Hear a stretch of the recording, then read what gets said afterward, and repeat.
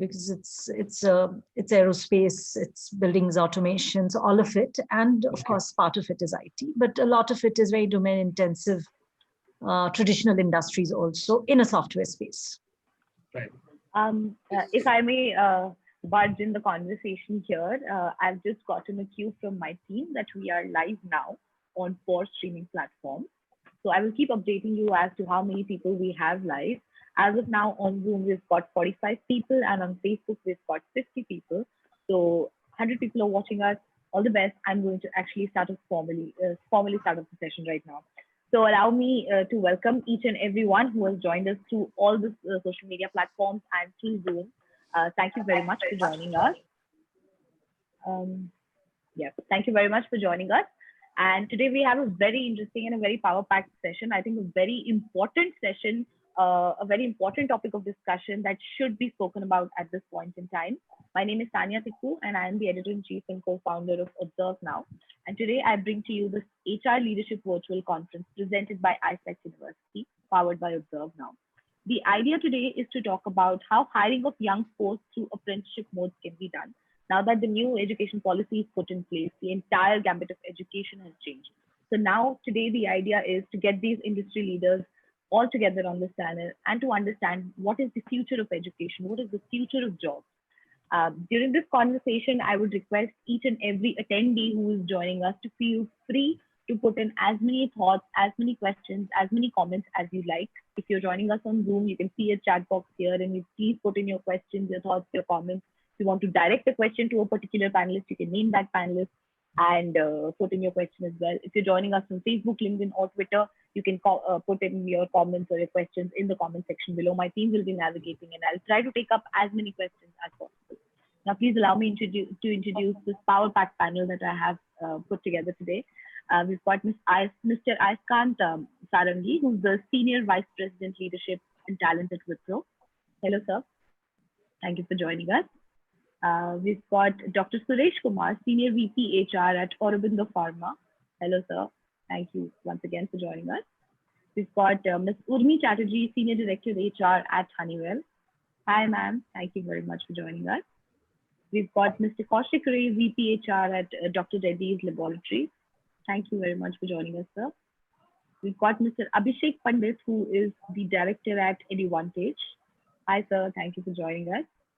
And we've got Ms. Tina Vas, who's the Global Head HR at Hinduja Global Solutions. Thank you, ma'am, for joining us.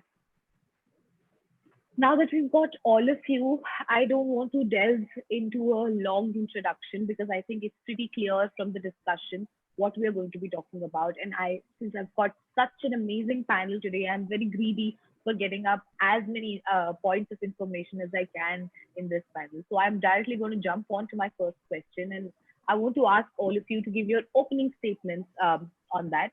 So obviously the new education policy has laid out a different format for learning, something that we were talking about for a very long time, but actually has come into play. Now, the policy seems very progressive, and of course, it has received mixed reviews at some end, and of course, good reviews mostly. But I want to understand for the development of young students and training of young force, let's talk about apprenticeship, something that has been on board for a long time, but not really put to use. So how do you think, while the government is also encouraging students to learn and work while they're learning, how do you think as HR heads, this entire idea of apprenticeship and learning while working while you're learning is going to pan out in organizations? So I'm going to start off with Dr. Suresh. Sir, I can see you first on my screen. So no bias there. So if you could give your opening statements, please. Thank you for giving such a wonderful opportunity to be part of this. I am of the view that this national education policy, which can be described as a 5+3+3+4, the pattern, which is a multidisciplinary education for the benefit of the nation's future folks. Number one. Number two, it empowers each student in one vocational skill apart from the conventional subjects. So in such a way, it is a very sustainable developmental model as it is announced by the government of India after 36 years. I think this particular policy has been evolved. So in my view, I think it enable the future generation with appropriate vocational skill in order to become eligible to get into the employment mode so soon. So, but how do you think that the idea of apprenticeship will now pan into the organizations? And maybe let's also take a minute to talk about Aurobindo Pharma. Do you have any such programs in play right now? Are you planning now that this is a part of the NEP? Are you planning to introduce such programs? If so, how are you going to make them work? Yeah, as part of our HR policy, what we are doing is that 30% of our future requirement should be met through this apprenticeship. Right. So we have our apprenticeship technical training and development institute, where we will hire the people certain prescribed qualification plus some the domain knowledge, and train the people so that they will become ready, job ready from day one. That's what we are actually doing. Yeah. So 30% for the vacancies are earmarked for these apprentices. 30% of the vacancies. Yeah. I think that's a very. And when does this pan out? Is there a date where you think this is going to start? We are already there into the apprenticeship mode. I think for us it won't create any specific the buffer on the system. I think we actually continue with the existing apprenticeship system, but we are of the view that this NEP will definitely enable the students to get to the vocational skill that will actually reduce the burden on this apprenticeship institute to actually reskill them further. And how has this worked so far for you guys? If you've already had this model in place, does that give you a quality of workforce? Absolutely, absolutely. First benefit I would like to tell you is that the attrition, the talent attrition has remarkably reduced once you train the people in our, the domain knowledge as well as our own cultural norms. I find that the adaptability of the students with the mainstream is quite easy, pretty easy. So one quick question that I have here for you, and I'm also going to take it up with the other panelists as well. Now that the whole education system is going to be such that students could actually take a break during their education as well. So how is that chaos going to be managed by an HR? Because COVID already has put a lot of stress on the HR system as such. Now with the whole NEP also coming in place, if a student, let's say, leaves his engineering after 1 or 2 years and then decides to work for Aurobindo Pharma through your apprenticeship program, so how are you going to integrate that? Because I'm sure this was not happening before. So how are you going to talk about that? See, even the conventional apprenticeship program also provides opportunity for the apprentices to get trained in vocational skills, but it is not a very structured approach. But today, I think it is going to be more structured, and definitely, I think the organization like ours will definitely gain a lot of benefit out of this, because it gives a lot of importance on vocational skill development. So basically, what you're saying is now it will become more structured. That's the gist of what you're trying to say. Okay, let me move on to my next panelist, and I'll get back to you on this. Can I get your opening statements on this, Mr. Kaushik? So you're on mute. Yeah, hi, Tanya. Thanks. Like Dr. Suresh mentioned, this is a beautiful thing to come. And we think it's a win-win-win, It's a win for the student. It's a win for companies like ours. And eventually it's a win for the country. We are talking about all this and, the German model of apprenticeship and all that. We have relatives of ours who in the earlier world have benefited from all this. But now I think we are going to make a reality of that in our own country. So we are very positive and hopeful about it. That's in general. Now in specific in doctorates, by the way, we are very proud to have pioneered some of these practices more than I think 2 decades back. We have this concept of what we call self-managed teams, where we get people from even the marginalized sectors of the society, get them in, train them, it's almost like a Gurukul system where they get, all kinds of behavioral skill, technical skills. We provide them qualification, something like Dr. Suresh also mentioned. And then there is a graded qualification, and people have gone up. In fact, we are very proud to have supplied some of this talent to the industry as well. Some of them have gone on to become factory managers and all. Right. Start at the age of 16, 17, you're not sure what you want to do. You come into a Gurukul system, you have modular learning, and that learning actually sticks a lot more because, it's not that you're learning something after a couple of years going and seeing that the practical world is very different. Here, you learn in the morning, work in the evening, discuss the next day, it just builds upon itself. So are there no strategic practices that you're going to introduce now? Any plan of action on how to implement the policies at an organizational level? Well, yeah, first of all, we would like to, go deep into what this is going to hold for the future of education.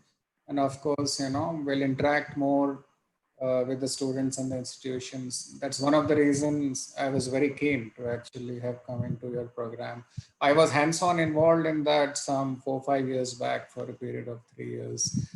And then we will see how to channelize, things better, how to interact better, how to get the stakeholders involved early on and make the programs more robust and all. So any plan of action right now? Immediate plan of action?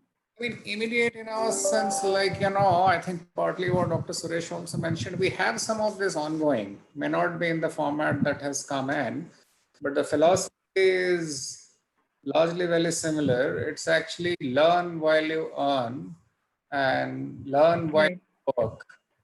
And, there are some 10 tenets of this self-managed team. Sometime later we could get into the detail as well. So as we speak, actually we are working on this. What I'm going to say is that what I'm saying is that as we get to know more about this NEP, we'll figure out how to actually connect better with those students and the institutions so that the plan can be made more robust, more contemporary and all that. Sure. Thank you. Thank you for sharing your thoughts. I'm going to move on to Ms. Urmi now. Can I have your opening statement, ma'am, please? Sure. So in terms of the policy, I think one of the good things is that it's perhaps going to be at a global level. So the distinction that we always had saying that the education in India is more theoretical in nature, perhaps that's going to go away as we make it more multidisciplinary and more vocational, because application learning was what we see a lot in universities abroad. And if we can get that into the Indian curriculum, I think that's going to make a major difference in the quality of students that we would go and hire. Any organization for that matter would go and hire because they would perhaps be more hands-on. Currently, we do have systems where we bring them early on, but we have, just like the others said, a system of developing them for a few months internally. Making them, and all of it, behavioral, leadership, technical, whatever qualifications are required. Not that there is a big gap to bridge it, but just the understanding that they have in the academia versus when they come and they're thrown into something. That small gap is what we typically do. So we're hoping that with the new system, perhaps that gap would be reduced. And because there's always this big debate between HR heads and placement officers at different universities about the big challenge as to there is no future ready workforce. So I think how does that pan out in this situation? Yeah, I mean, see, we've worked with certain universities also to shape up the curriculum, to have our people go there and do it. I think we'll have to do more of that. With this also, we'll have to do more of that, because as the NEP kicks off, it would be great if the industry is kind of consulted as it shapes up, because that would be the best way to partner from the beginning and not bridge the gap at a later point of time. So I would say that the industry is ready to accept it, but from the as the policy develops, maybe a joint partnership to develop certain things, to understand what works best, Absolutely. and make the time shorter, just because there's also a lot of flexibility given now that people can opt out and all. So at what period of time, what kind of a content do we really need in the industry, something that would be good to work in partnership with the industry? Absolutely. I think very important idea to build these partnerships is, I think, going to go a long way. And it's better to be done initially in the initial years of education rather than people actually graduating and then having the whole discussion and then putting energy and effort on that. I think very well said. I'm going to move on to Mr. AISECT. And sir, of course, I want you to give your opening statements, but we do have a very interesting comment that has come up by one of our attendees, Dr. Soumya. And she says, or he says, please pardon me, don't you think, sir, apprenticeship is a company specific thing, and with proper fundamental concepts such as apprenticeship, we can only create base level workers or gig workers in the economy? So if you could also give your comments on this. Sure. So first and foremost, Tanya, thank you for having me in this forum. Let me kind of step back and answer in three specific steps. Right. One is fundamentally, if I just look at the new NEP model, the best thing that it offers for us is a better life for a student who is currently going to graduate out of this stream. 20, 25 years back, 30 years back, when we were graduating out, one thought, one becomes either a doctor or an engineer to be successful in one's life. With the larger growth of us as a country and the flexibility that a student gets to choose what he or she wants to learn, I think is a fabulous thing to happen for the better of this country. And that for me is the most important thing that is happening. I'm saying this as a parent, forget anybody else. I'm just happy that my son would experience something like this that I did not experience. It's for me the most important part. Second more important part is most organizations, at least including us, have in some shape or form embraced this model, tweaking it in the context that they are in, right? So for example, in Wipro, we do have a tie-up with BITS Pilani, where we kind of end up hiring grads or even class 12th pass students. We put them through a 5-year degree course when they work with us and they study over the weekends. And at the end of the 5 years or the 4 years, depending on their pre-qualification, they get a master's degree. So a couple of panelists talked about, building your skills, vocational skills, earning while you're learning. That's classical thing that happens, and those leaders after graduation have kind of gone up to do multiple bigger roles in the company. The other thing that we talked about, right? I mean, you asked another forum in another question is the industry equipped to provide flexibility like this? I mean, at least in the IT sector, it's very, very prevalent. One has pretty strong and comprehensive sabbatical policies in place. The sheer number of people who graduate and join us as engineers, work for a couple of years, take a sabbatical, go for their higher studies, come back and rejoin, that's very prevalent. So tomorrow, whatever shape or form NEP takes. Now the situation is different. Now you could have a situation where a first-year student just decides to drop out after completing his first year and then say, "Sir, I want to join Wipro and absolutely have me on board." How are you going to deal with that situation? Absolutely. So that's the point I'm making. And all the point I'm making is, even when we did not have that flexibility, companies look at, if at the end of it, it's about war for the right talent. Companies have been proactive in looking at how can I provide that flexibility to an employee. I'm sure with time, as NEP matures, because today none of us have a point of view of what would it look like on the ground, finally what it means. I'm very, very certain that once we get to that stage, most organizations would be tweaking and looking at their HR policies to see how things work, right? And then tweak their guidelines around it. At least for us, we have partnered with so many colleges, including to look at their curriculum, the way they are teaching their students. Probably we end up doing much more of it in the future, because hiring talent from campus, there's a pretty big pool for us fundamentally. So those were my initial thoughts. And then you had a specific question in terms of gig workers. Yes. So help me understand what exactly was the question. Sir, it's here in the chat box. So one of our attendees has actually posted this question, and the gist of what he or she is trying to say is that with this whole idea of apprenticeship, and they feel that it's very company specific. So do you think this concept will only create gig level or base level workers in the economy? So your comments on that. So look, I mean, all of us start as a base level, and all of us, anybody who's entering any workforce for the first time is starting with something very, very fundamental in his or her work. Right? All of us end up building on that over a period of time, keeping in mind the experiences we get in a given company, and what the company tries and does from its end is to provide those experiences proactively. And so for me, I would look at it in two steps. One is we would definitely will be far more innovative in terms of hiring entry-level talent into companies. That's definitely going to happen. Point number one. Now, what happens to that individual after the person joins the workforce is a function of what environment the company provides, and also a function of what the individual does with that opportunity. That's how I would see it. Fair enough. Fair enough. Fair enough.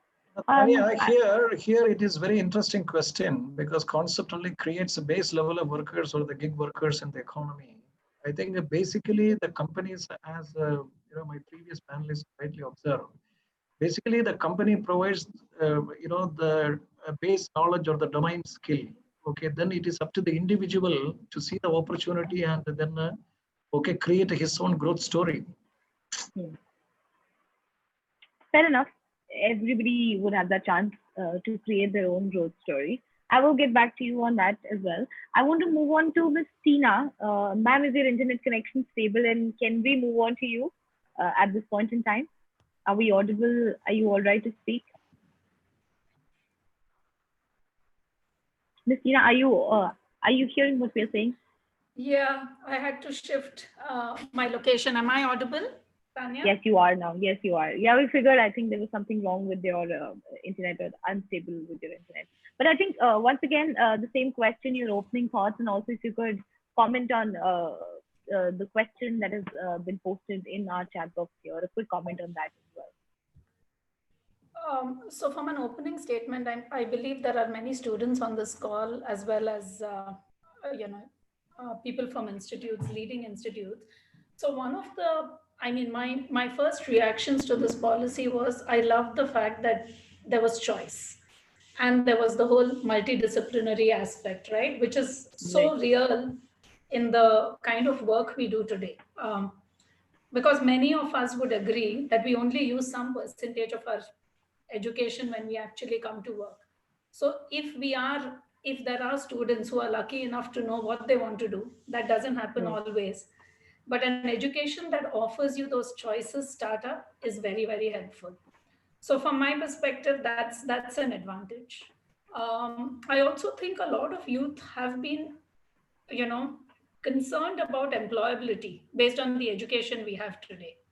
This should take away some of that, in my opinion. Third, I think from the apprenticeship concept, for it to be successful, will need some level of support from the government, regulatory bodies, academia, as well as organizations play a huge role in making that happen.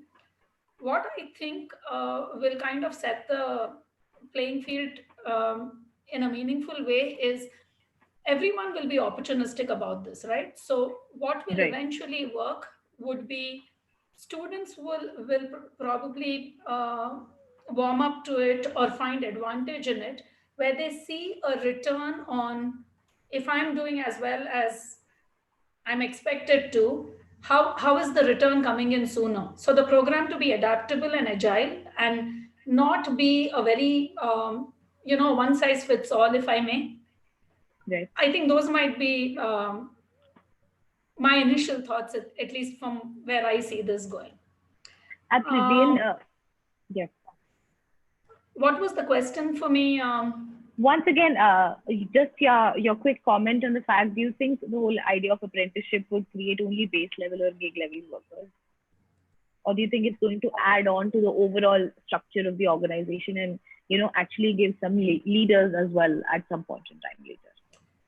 I actually think gig level workers could be extremely specialized people, as should be, right? one way of putting it is, I sometimes see so many people in my family and friends who are extremely strong at what they do, but not working in a full-time role for whatever reason. Gig is basically taking care of that need. Apprenticeship, in my view, is a different, it's basically earn while you learn, and more important than earning, experience the industry and experience what careers actually are like on the floor when you get to them. So I wouldn't draw too much of a parallel between the two. Sure, fair enough. Thank you for your thoughts there. Abhishek, I'm now going to move on to you, and I specifically made it a point that I would come on to you on this question at the end once you've heard each and every panelist's thoughts here. Now, from you, I want to understand, how do you think this whole idea of apprenticeship is changing? What have you sort of assessed is going on in the industry leaders at this point in time? And to sort of benefit as much as you could from the idea of apprenticeship, where can organizations like EduVantage, come into picture? Your opening statements on that, please. You're on mute. Hey, thank you, Tanya. But let me start off by saying that apprenticeship is not new. Every other panel member has also mentioned that it's been going on for years. The concept of apprenticeship has been there. In fact, there's an act called as the Apprenticeship Act, which every organization, every company is supposed to comply to, and it's mandatory. And of course, there's a concept of interns as well. There's a thin line between apprentices and interns in organizations.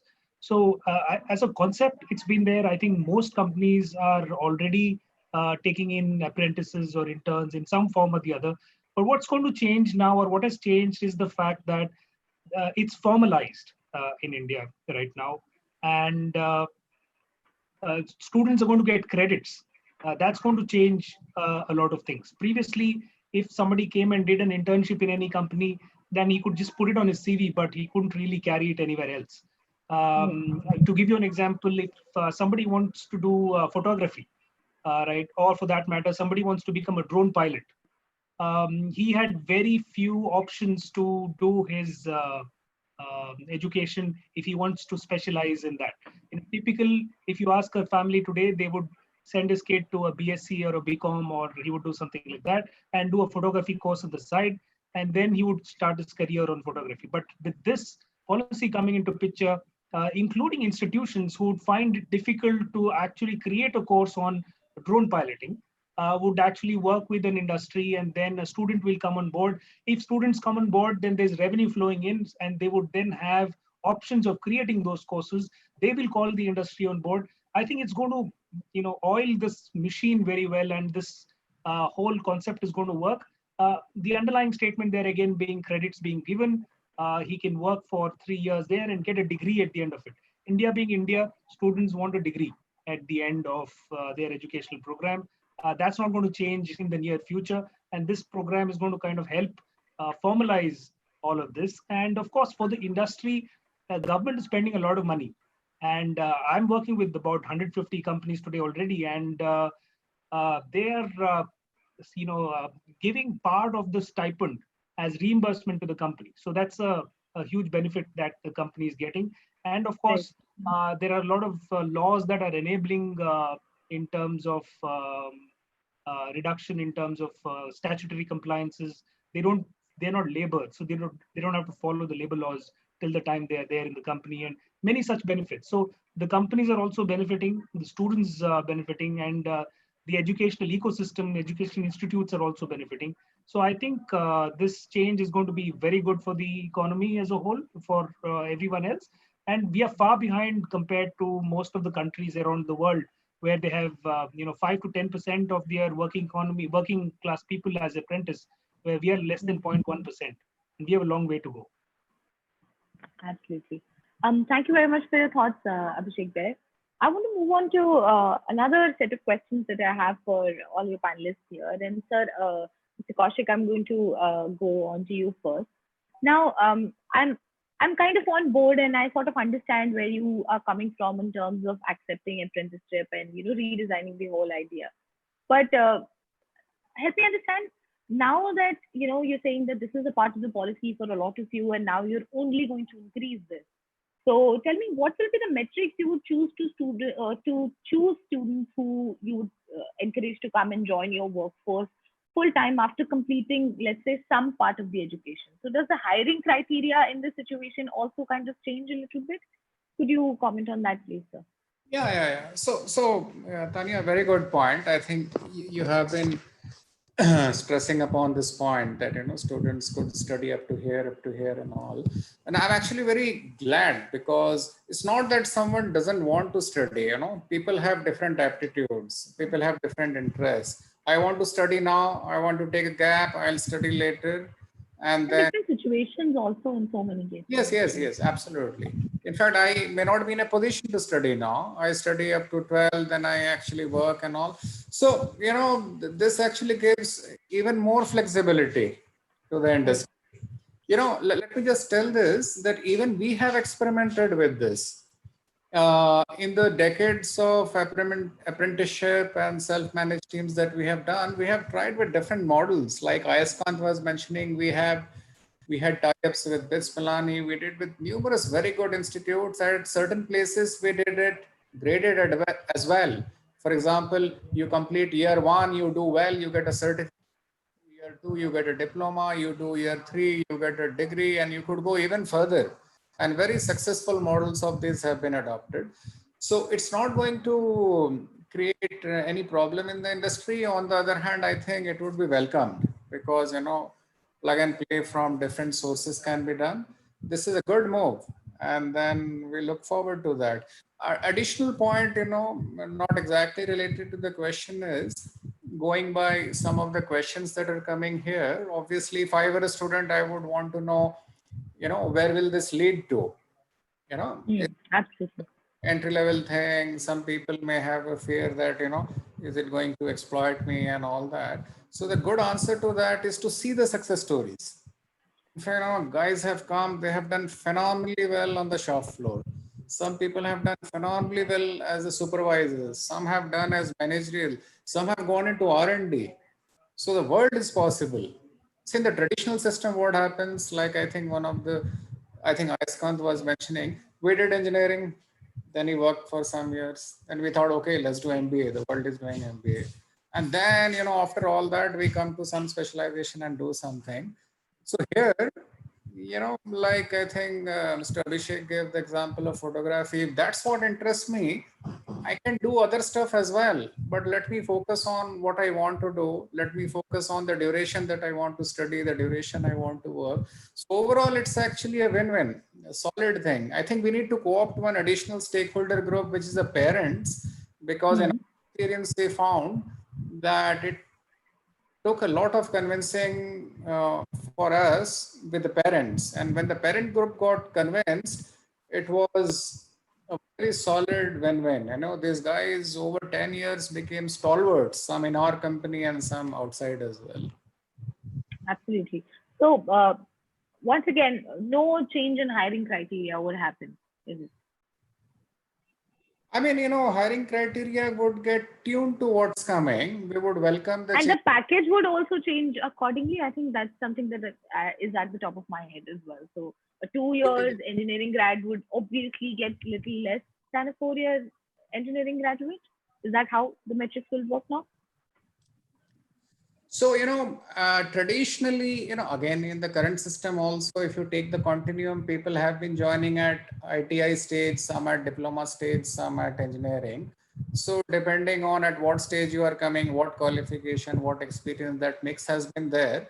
This, I think, is adding more granular steps to the mix. So, companies will figure out equitable policies around that.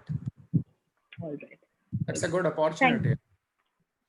All right. Thank you for your thoughts there. And I want to move back to you later on understanding where we are in terms of developing these policies. But as of now, I want to move on to Ms. Urmi and have her thoughts on this. On the same topic of meaning how we on the grading system. So I won't be able to give you an organization view because frankly, we've really not had the time to be able to focus on it and see how things will change. But just from a HR professional, personal viewpoint, if I have to call it out, just as Kaushik mentioned, even now the hiring criteria are very different based on certain roles that you play in the organization. It is, I wouldn't say it is always dependent on the educational qualification that people bring in. It's always dependent on the kind of work that you're expecting people to do and at a certain level where they come in. And so depending on that, maybe organizations would have to rethink that at certain levels of qualification, how do they grade or how would they want people to stack up in the hierarchy of the organization? Absolutely. So the Very roles, maybe more roles will be available to people because people are coming with multidiscipline. They are going to come with different, not only maybe just a science background, but they bring in something else. And so roles like techno-commercial roles, which have not been very prevalent in our kind of industries, could pop up much more. So I would say it Right. may not be a complete change of hiring criteria because people are going to still do the same jobs, but it Right. could be a very role-based, and at what stage we bring them would perhaps decide what are the areas that we would really want to focus on to get them there. But at this point of time, a very personal view about it because the organizations really have to work on it once this policy really comes into place. Absolutely. I think very well said, Ms. Urmi. Thank you very much for sharing that. Can I move on to Abhishek, your thoughts on this? Anything you'd like to add here before I move on to the rest of my panelists on this? I mean, just imagine right now, all the students are focusing towards IITs and NITs and IIMs, right? What this will probably do, I'm just second guessing that if there's a new college or a university working with Honeywell, for example, right, and if the student gets a degree with Honeywell's brand on it, then I think it's as good as we're working with one of the leading universities or colleges, or for that matter, anybody in the panel. All these are big brands, and getting a certificate with a brand would make a lot of difference than just an ABC university or a college. So getting that industry perspective, getting that industry brand on you also would make a lot of difference. And the age-old question of bridging the industry academia, we've been talking about it, and I think in bits and pieces people have been working. This, I think, will naturally make it happen. Of course, there has to be initiatives taken from both ends, but this will definitely make industry academia get together as well. Absolutely, absolutely. Thank you for sharing your thoughts. Can I move on to Mr. AISECT? And sir, can I have your thoughts here? Yeah, I would completely agree with what the previous panelist, Mr. Abhishek, talked about. I think in the future, the partnership between academia and industry is only going to get much more strengthened. Right? Because I think everybody's in a wait and watch. And you think it's going to start off also pretty early, right? Absolutely, absolutely. And so let me give a real life change that we have undergone as well. Yeah, please. So till about 3 years back or even 2 years back, for our campus strategy, we used to go to only a specific set of 70, 80 colleges at an India level and end up hiring students from those campuses. Right? But a lot of debates happen internally. Are those the only colleges where we have good talent? There could be so many fabulous talent who could be there at multiple locations. Maybe we have not gone to their campuses. What's the fault of that student? So what did we do? Currently, in the last 2 years, we now run an annual entrance examination like it happens for JEE. So, and interesting stats, right? Last year, we had 1.5 lakh people who sat through that entrance test. And suddenly you're kind of breaking barriers. Somebody's studying in Manipur, somebody's studying in some corner in Rajasthan, which we wouldn't have access as a talent, got a level playing field to compete. And the best talent won in that process and is now a part of Wipro for this year, right? So the point I'm trying to make here is industries would also innovate itself. We can be rest assured of that industries will innovate itself to ensure that it partners really well with the academia, with students to get the best possible talent into the company. That's because bound to happen. students will also come with a different kind of domain expertise as Absolutely. well now. Absolutely. An engineer can also give you come to your organization with, let's say, skills in theatrics or music. Absolutely. Something completely diverse than his job role otherwise. So Absolutely. again, innovation. There's a lot of space for innovation in companies at this point in time. I think that's a very interesting point. Thank you very much for sharing that. Can I move to Dr. Suresh Kumar? Dr. Kumar, are you still here with us? Yeah. Yes. So can I have your thoughts on this, please? Yeah, I think this industry academia interface, as the panelists spoke about, equipping the teachers with the the necessary skills in adapting the new technology. I think that is what has been lacking so far. So if the education system is going to improve, I think it is going to benefit the students in terms of having a good career opportunities. So this policy looks at issues not only from the infrastructure point of view, but also the capability point of view. I think that is something very, very significant aspect of this policy. Yeah. Fair enough. Thank you for your thoughts. I want to move on to Ms. Tina once again and have your thoughts on this. So Tanya, if I understood your question correctly, you were saying what would be the metrics we would look for? I think at two now, levels. Hiring right? metrics, would they change? Yeah. Yeah. Hiring metrics, I think we would still look for logical thinking. The basics, right? And depending, I think some level of interpersonal skills.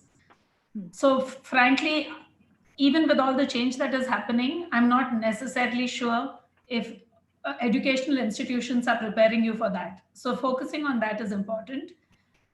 Outside of that, the other metrics that we are talking of, Tanya, is once they are in the apprenticeship program, right? Then I think it's going to become easier than is the case today.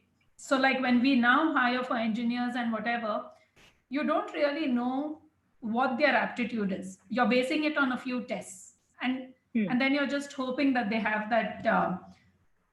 This time around, I think it might be more advantageous. So you're taking raw talent based on raw skills. You have an opportunity to shape it.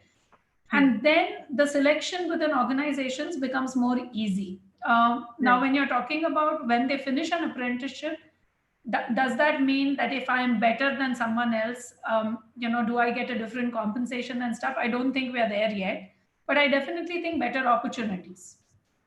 Absolutely. I think that's how it will play out. Yeah.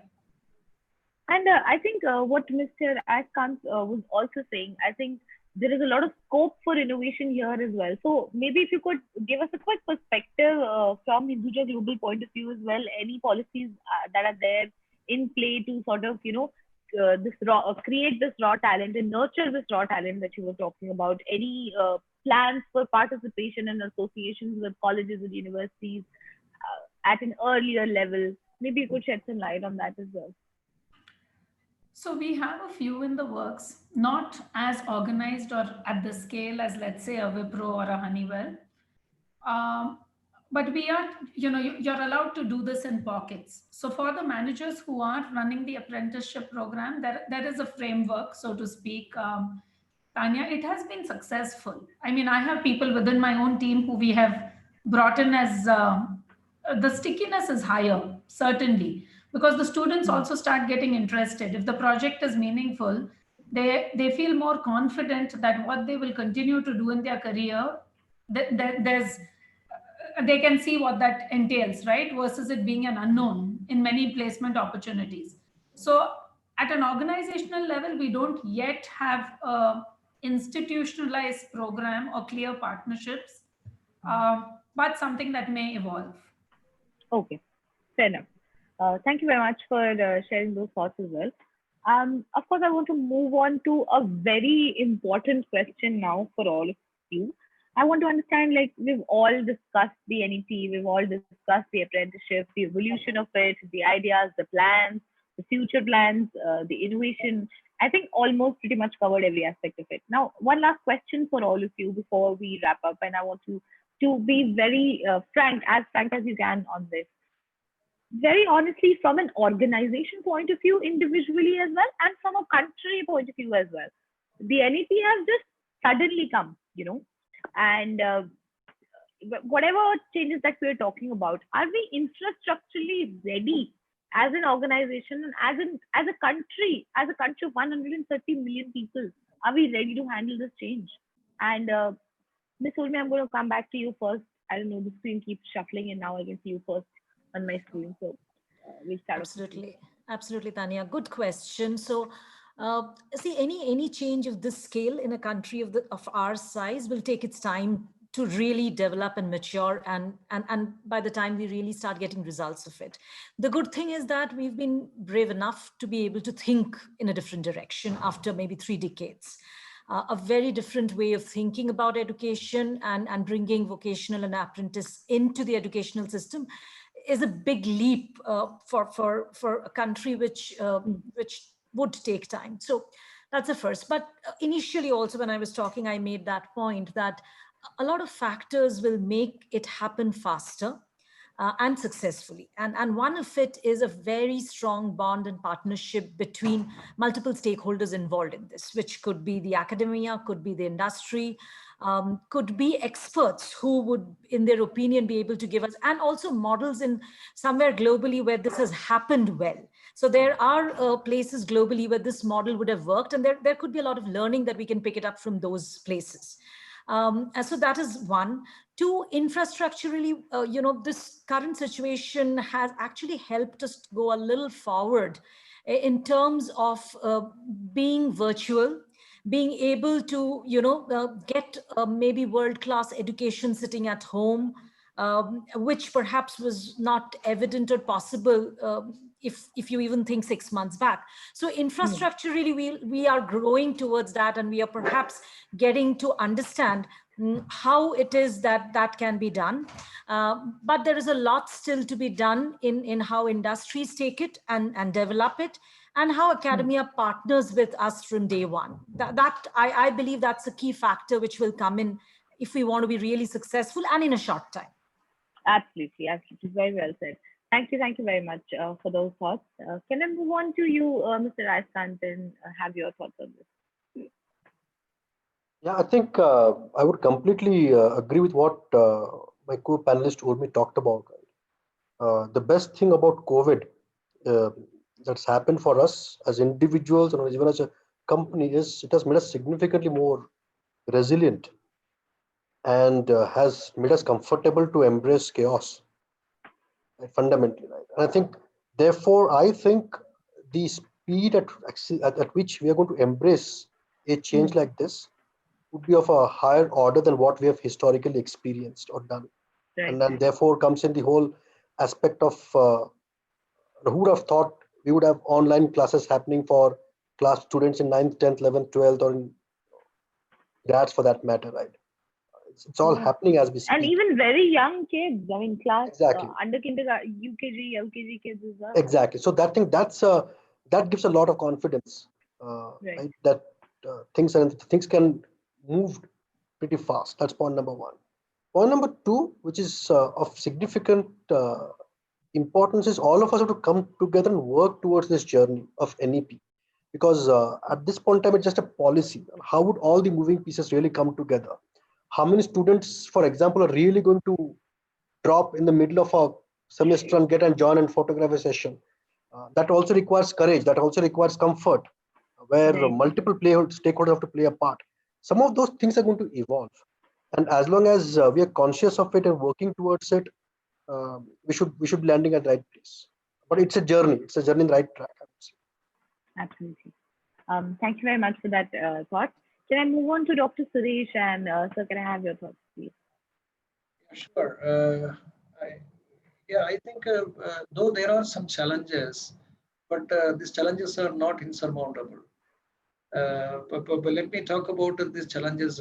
Though I think my daughter or your, let us say, offspring could able to, let us say, afford to have this digital interface, only 24% of the eligible students are able to access this technology. What about the remaining? That's a big question. That's the reason why I think many co-panelists said it is evolving. It is evolving. It is at the policy stage, and definitely the National Educational Technology Forum created by the Government of India will definitely address not only this digital content, but also, the digital infrastructure requirements. So it cannot be done overnight. I think it has to evolve. Absolutely. Thank you for sharing those thoughts. And I agree to it to this pretty much. I think challenges here are very big as well. So it cannot really, that evolution will not really happen immediately. But of course, I want to move on to Miss Tina now. And ma'am, can I have your thoughts here? I actually have, I mean, I pretty much agree with all that my co-panelists said. One, that, COVID taught us that anything is possible, right? We adopted to this change so rapidly. And probably there were many of these things like working from home, the technology interface, everything had to happen. It just happened in a snap because it accelerated it all. Similarly, I believe even what the NEP is designing will work. How effectively, how fast remains to be seen. What is promising about the program is that they have not only done it in bits and pieces. They have actually taken the whole approach, right from school to higher education and all the way up to college, right? I think that's a change. I think structuring the program, I think defining metrics, and maybe as a government, I don't know how quick agility can come into this, modifying at places where it is necessary, having the right kind of governance to the program, and actually making it work. Because even in the past, we have had programs, Tanya, and we have partnered, but it's always had different results. But do you think agility can also come in at the industry level as well very quickly? Or are we lagging somewhere behind? See, at an industry level, I think, yeah, we have been lagging in multiple areas, maybe this as well. But if you today look at apprenticeship programs as industries are using them, it's purely industry led, right? And at some level, the institute they're partnering with, they're almost not, they're ignoring the government aspect of it, or the programs that exist or the support that exists has very little, not enough of, I would say, meat to it that's actually prompting the program a certain way. So from that perspective, maybe that can get better. Right. Thank you for sharing those thoughts. Of course, there is scope for change at all levels. Can I move on to Mr. Kaushik and have your thoughts? Oh yes, please. This is a mammoth thing, but I think we'll embrace it. There's a lot of co-creation that will happen. Companies in the industry will come together. I assume, the pharma companies themselves could come together, the IT companies could come together and lead the way. We have to interact with stakeholders, we'll interact with the students, we'll interact with the communities. I think community involvement is very important. That's what we have learned. Community and the parent community, particularly when it comes to internship kind of a thing. So for example, we are debating this. We have kids at home. Yeah. And if this is so good, then we should aspire that our kids get into this kind of program. So we have to see it with that light and give that kind of energy. Absolutely. You have been asking about hiring criteria. And we have always wanted to have a high degree of willingness, team spirit, participation, adaptability among the people who come in. It just unleashes a different kind of energy into the workforce. So with this internship team, I think it's a good opportunity to get all these soft skills and good attitude into the company. And then we need to figure out ways of how to test for these. And then institutes need to prepare the people for these softer qualities. And then we all need to come together. I think we'll be able to. But right now, you believe that there are a lot of infrastructure lags that we have, both at a policy level and at an industry level, that would probably hinder the quick acceptance of this policy in our country. Yeah, I think that's a fair thing to say actually at this point in time, because it's very new and We'll only be able to tell the difference in the coming years. Actually, it will take a few years for us to assess how it's working out. But thank you very much for those thoughts. Abhishek, I want to move on to you, and I want to obviously ask you your thoughts on this, and also give your closing remarks for the session. Yeah, I kind of agree with all the panelists here, and I think it's quite obvious. It's going to happen. It's going to happen slowly. It's a mammoth exercise, but it's in the right direction. The world is moving towards that, and we will as well. In the meanwhile, like Mr. Kaushik was saying that we have kids.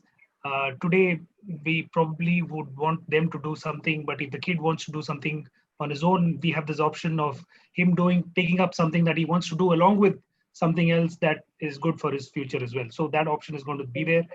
And many parents who would avoid sending their kids to an ITI because there's a taboo around that maybe for some people, that's going to go away, because if there is an ITI with a big brand, then that's going to go away. That taboo is going to go away, absolutely. Yeah, that's going to go away pretty quickly.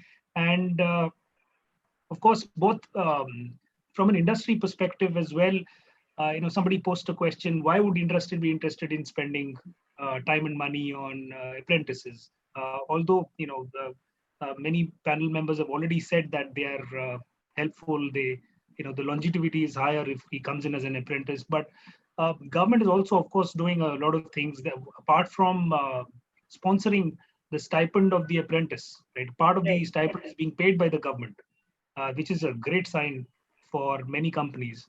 And CSR spend, for example, companies spending crores and crores of rupees on CSR, you're not allowed to spend on activities for your own company. But for apprenticeship, the government has said that if you're spending money on apprentice, giving him stipend, then that will be a part of the CSR expense. So these are great initiatives that has been taken. These are already notified. Many companies are already using it. So it is a win-win situation for everyone, and there's only one way to go from here. Absolutely. Any closing remarks anyone would like to make on this panel?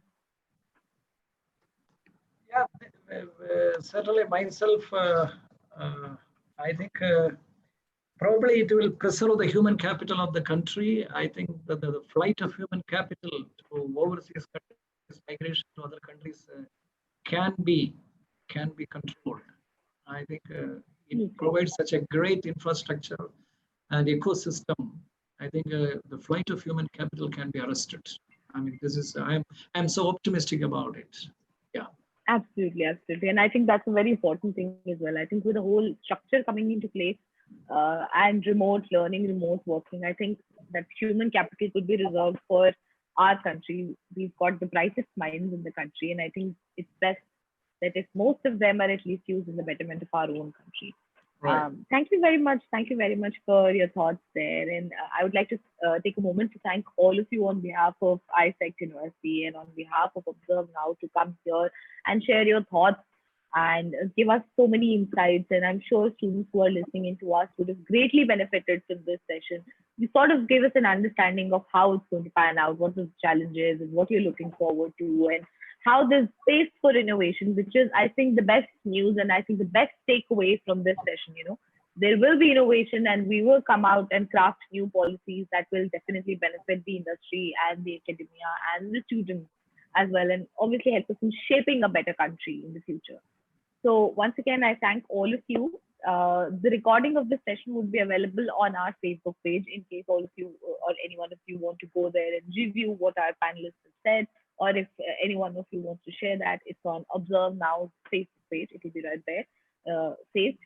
So please go ahead and review it if you want. And once again, thank you very much, Ms. Urmi, Mr. Abhishek, Mr. Ashkan, Ms. Tina, Mr. Kaushik, and Dr. Kumar. I'm very grateful to have spoken to all of you and to have understood the perspective on NEP and apprenticeship today. Thank you very much. Thank you. Thank you so much. Thank you. Thank you very much. Have a great day. Great evening, actually. Thanks for organizing this. Yeah. Thank you, Tina. Thank you all. Thank you. Thank you all.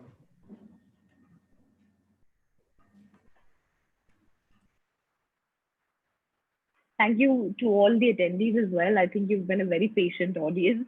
And thank you for joining. Once again, the session recording would be on our Facebook page, ObserveNow Facebook page. It's right there if you want to share, if you want to review it, because some really interesting things have been said by our panelists here. And if you've missed on anything, or if you want to share it with anyone, please feel free and go to our Facebook page and download the session as well if you want. Thank you very much. Have a great evening and stay safe.